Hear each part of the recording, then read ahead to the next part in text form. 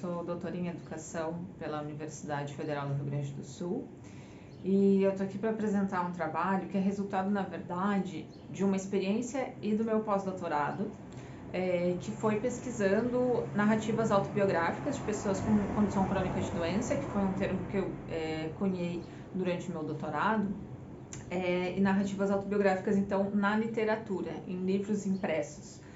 Durante o meu doutorado eu pesquisei esse tipo de autobiografia dentro de blogs, e no pós-doutorado eu analisei livros, então, que tinham essa experiência, nessas narrativas de experiência de ter um diagnóstico de uma doença, de uma condição crônica de doença, dentro desses livros. Então, o nome do título do meu trabalho é Pílulas de Literatura, Literatura Autoral de Pessoas com Doença como Remédio para a Experiência do Diagnóstico. Então, para falar um pouquinho dele, eu vou me ocupar aqui de alguns conceitos, começando pela identidade. Então, as narrativas autobiográficas de pessoas em condição crônica de doença, eu vejo como um formador identitário, né? Uma forma de se identificar e nessa identificação conseguir se ver nesse mundo a partir de um diagnóstico que é uma ruptura muito grande, né? Então, eu vejo a identidade como um processo em andamento, assim como Stuart Hall, assim como Bauman, né? O Bauman, ele vai dizer que a identidade é o nome que a gente dá na busca de uma incerteza. Então, quando a gente está com uma incerteza muito grande na nossa vida, a gente vai buscar uma identidade, a gente vai buscar uma identificação para se agarrar a ela. E diagnósticos, normalmente, né, as pessoas usam a metáfora do ficar sem chão, do não saber onde se está. Então, a identidade é um processo em andamento.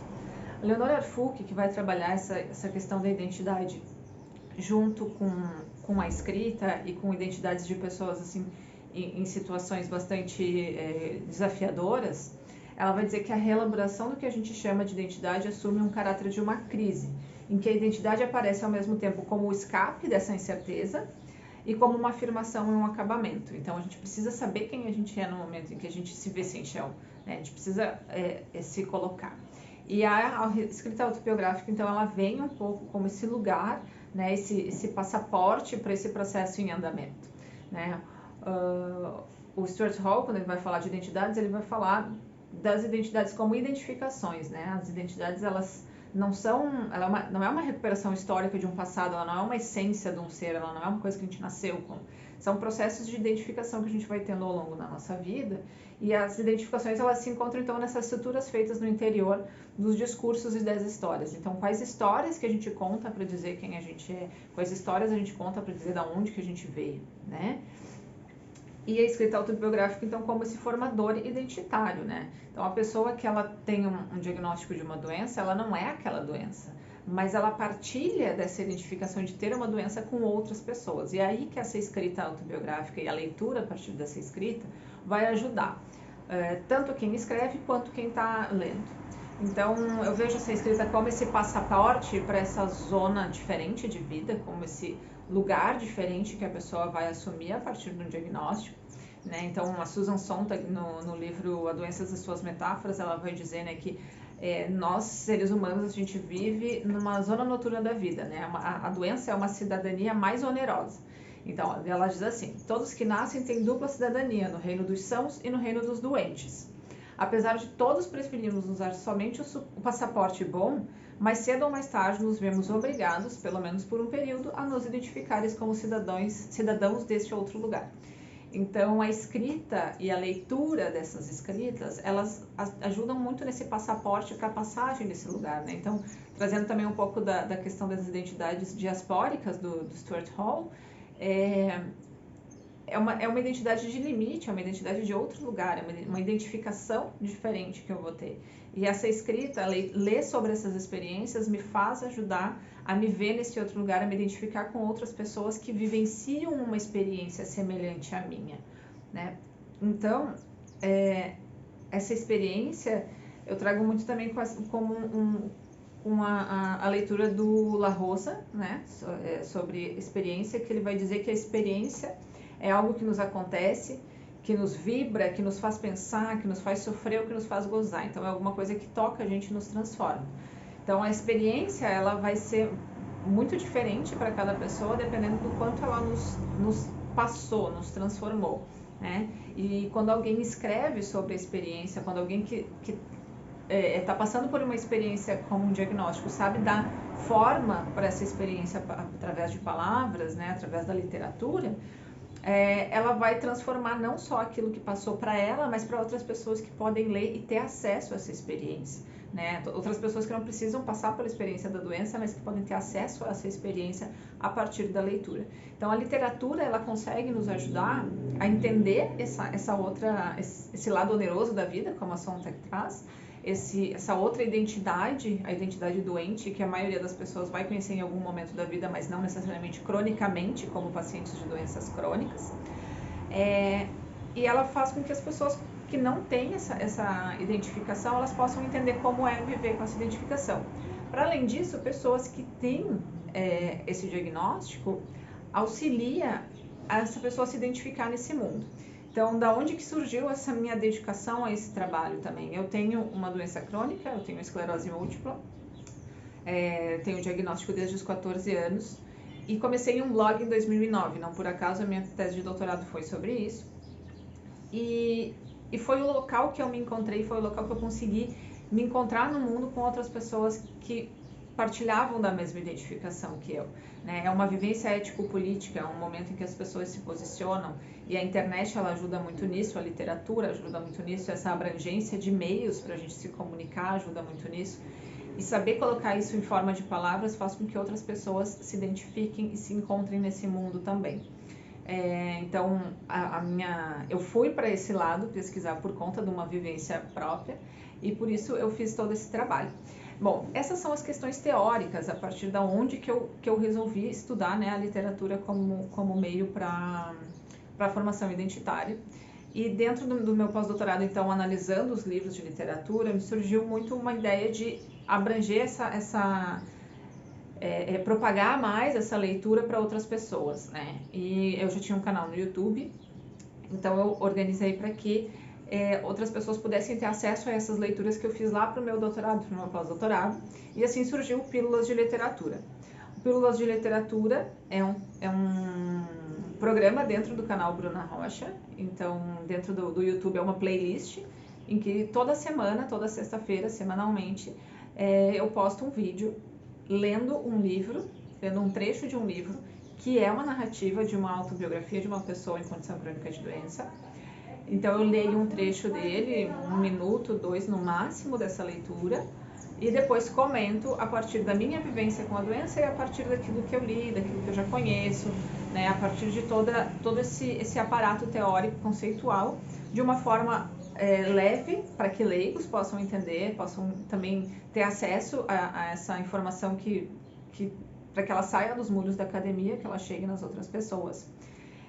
Então, todos os vídeos têm esse mesmo formato, eles têm no máximo 10 minutos, de 5 a 10 minutos, para que as pessoas também vejam, isso é importante dentro da internet, vídeos curtos, para que elas possam ser reproduzidos, e tem tido uma boa aceitação, tenho conseguido divulgar trabalhos de autores brasileiros e internacionais também, semanalmente na internet, para falar de literatura, para falar de doença, né, e falar de temas difíceis de se falar, que é a doença, a morte, esses acessos a essas dores tão comuns aos seres humanos, mas que a gente ainda tem muito tabu para falar. A literatura nos ajuda também nisso. Então eu deixo com vocês aqui um trechinho do primeiro episódio e aguardo vocês também no canal para a gente discutir sobre leitura, literatura, doenças e experiências. Obrigada!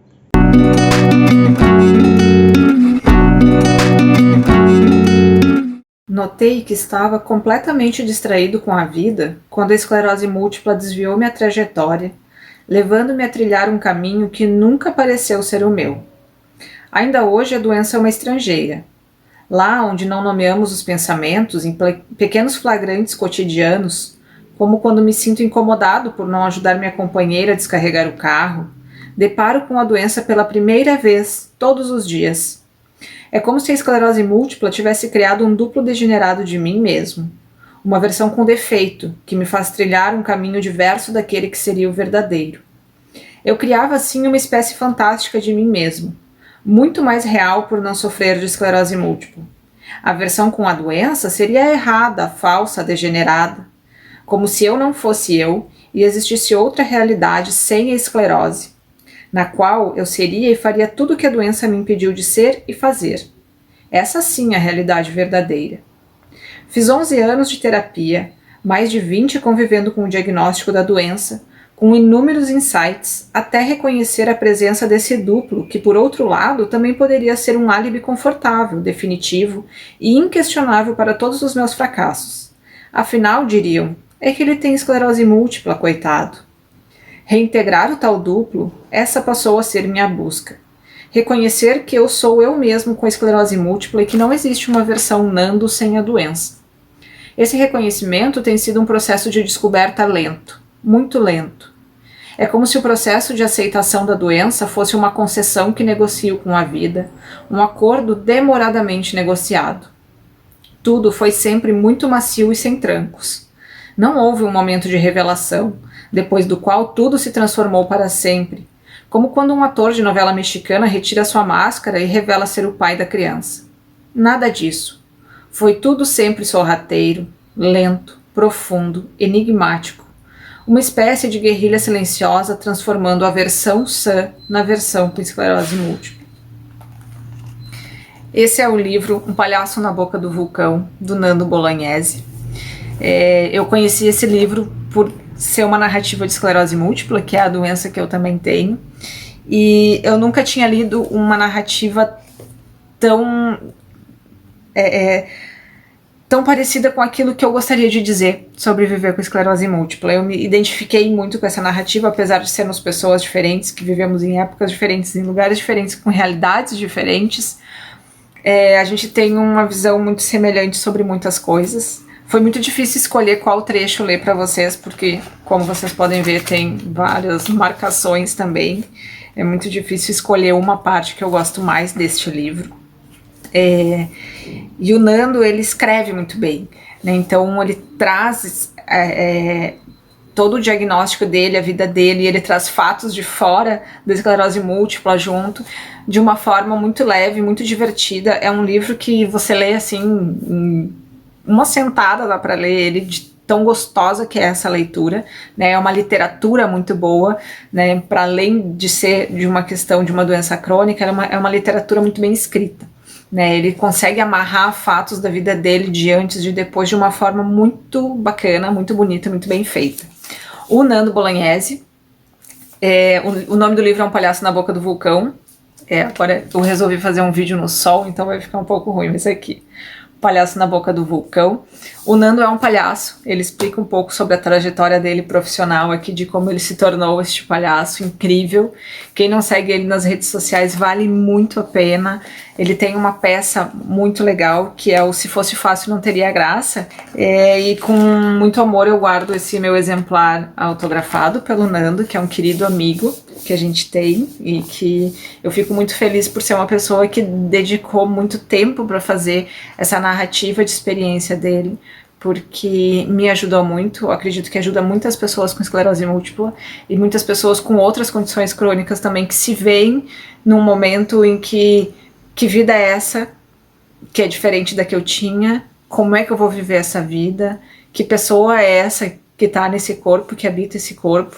E ele traz muitas narrativas, né, da dependência dele, de todo o processo de tratamento, que foi muito pesado, mas ao mesmo tempo foi muito bonito e transformador, que eu acredito que acaba sendo para muitos de nós assim também. Então a dica de hoje, né, a pílula de literatura para nos salvar dessa solidão, enfim, de tantos questionamentos que a gente tem na vida. A pílula de hoje é Um Palhaço na Boca do Vulcão, do Nando Bolognese, pela editora Grua, e sigam ele também nas redes sociais, se divirtam com o Palhaço Comendador, que é muito legal. Ele tem feito algumas peças online, dá para encontrar ele aí no YouTube, no Instagram. Então, Um Palhaço na Boca do Vulcão é uma leitura que vale a pena, que vai fazer muito bem para a saúde de vocês também. Boa leitura, um beijo, tchau!